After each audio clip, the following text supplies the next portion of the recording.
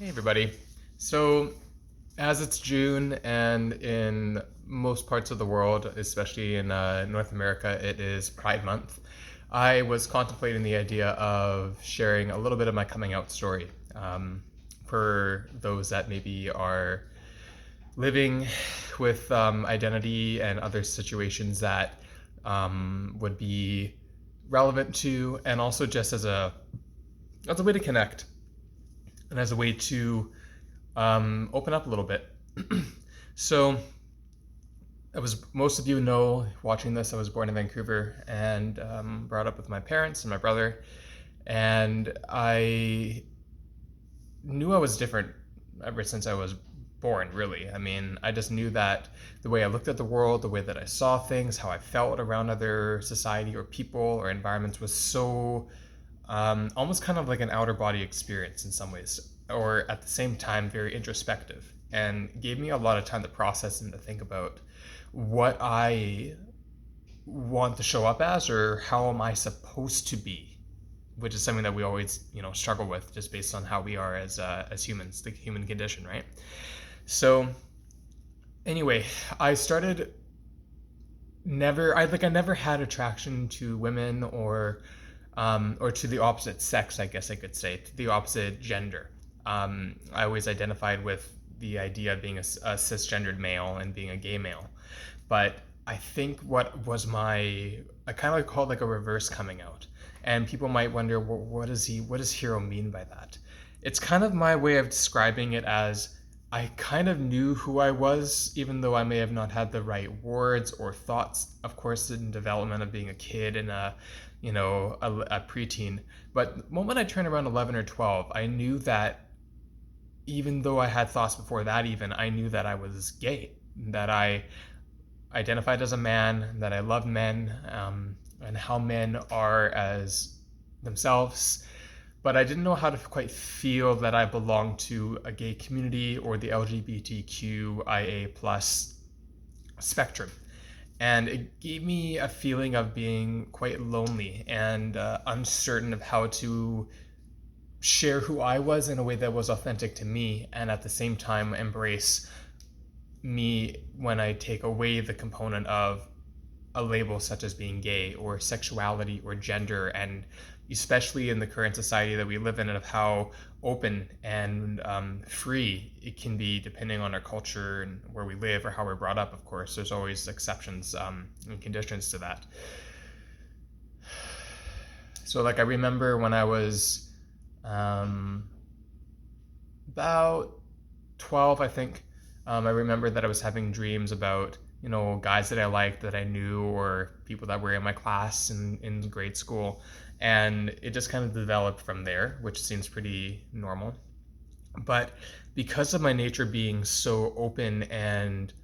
giving, I would say very arms wide, screen's not showing this, arms wide open, so to speak, it was kind of one of those things where I had to realize, just because I'm open and I'm feeling free in my heart and like I've figured out kind of who or what I am, or at least that part of me, that doesn't mean that other people around me, especially people my age, in school settings especially, may have been exactly in the same wavelength, or that they might have not been ready for Hiiro. And it still exists now. And I know that a lot of different school systems in different cities or countries are always going to be different. But as far as the scope that I grew up in, even in like the mid 2000s and kind of towards 2010, there were still little bits of discrimination, even just for being expressive or out there or different, or even something that you don't mean to be, but people can see that there's something different about you. And so they pass their judgment or their projections onto you to make it seem like it's your fault or that you're doing something wrong by embracing who you are. And so therefore, I kind of felt like I kind of came out in a sense, guns blazing, and then I kind of felt like I didn't have to go back in, but it was kind of like you kind of come out onto the stage and the red velvet curtain pulls up, and then you're ready for your grand debut, but the audience is empty and no one is there. And that was hard to take, I think, because the work we do on ourselves, the development we do on ourselves, is not always reflective of how others might see it. And that's what I'm getting at. our sexuality, our gender, our race, or culture, or whatever we create in our mind that might feel a sense of definition of who we are. My name is so and so. This is what I do for a living. This is the qualities or the components or the characteristics that I identify with that make me who I am today. It's healthy to have a sense of that identity, and it's healthy to also not identify and to be completely neutral and not put a label or a title or anything on that as well. But when I was coming out and I was trying to figure out where do I belong, where do I go, coming out was really stressful in certain ways that weren't very obvious, because people would view me as confident and secure and that I was open and that I knew a lot of who I was and what I wanted to do. But on the inside, I felt like I was so alone because I wasn't sure where to connect with that energy that I had inside to reflect that outward and to trust myself in that process as well. So I faced a lot of nonverbal, I like to say, homophobia. Very rarely, luckily, was I given verbal abuse or harassment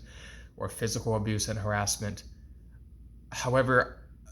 I feel like the nonverbal was even more or just equally as discriminatory or hurtful and damaging on me as a person, because you almost felt like there was a duplicity or a disingenuous quality in your peers or other people, especially in school. I'm more referring to, not post high school, but in terms of like high school for sure, there's this sense of like, I'm just being me. Why do I have to feel discriminated, or why do I need to feel guilty or feel like I can't be me when I'm not telling somebody else that they should do anything less than who they are? And so this kind of idea of a double standard was kind of haunted me for a while until I was able to embrace who I was unapologetically and authentically, and be willing to hold my space and my light clear, even if others were dim in theirs and they wanted to cast their shade, so to speak, onto the light that I've worked so much internally to ignite and to keep lit. So when it comes to sexuality and it comes to my embracing of what my struggles have been, what my hardships have been, I find the idea of coming out not just based on me being attracted to men or being attracted to the gender or the sex that I desire, but I almost equate being gay or being me is a reflection of all the experiences and the life experiences to this point in my life that I am existent today, of what I've accomplished or what I've achieved. And that involves the people that have been part of that and the environments that have been part of that development and that journey to my own pride. And when we look at that in a way where it takes away the shelving of, what is in between your legs or what you look at in someone's chest, that there's something that really becomes quite beautiful. And although we can't always control the way that others might perceive our own light and trust within our own expression of who we are, however that chooses to show up, coming out and being a gay male and identifying as that is something that I really take a lot of gratitude and a lot of humility with and modesty with, while also honoring the parts of me that might not come off flamboyant or so-called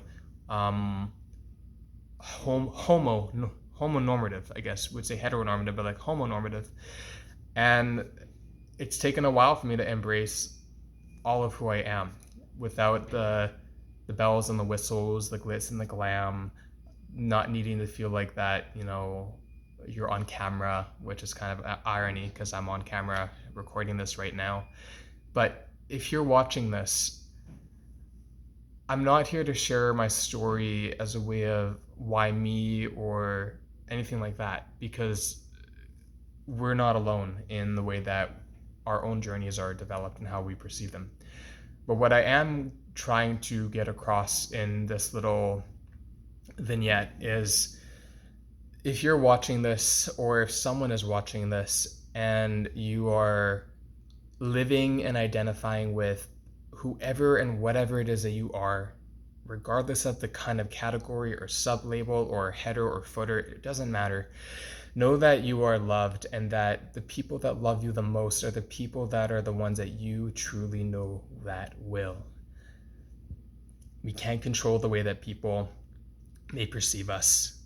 up into a certain point and extent. And we can definitely not control the fact that some things are just the way they are meant to be. And when we allow ourselves to connect to that deep seated root in our heart, and we can observe and evaluate how we want to shine that light outward from the inside out, then we're able to receive that in others, not just from the inside out, but from the outside right back in. So with that said,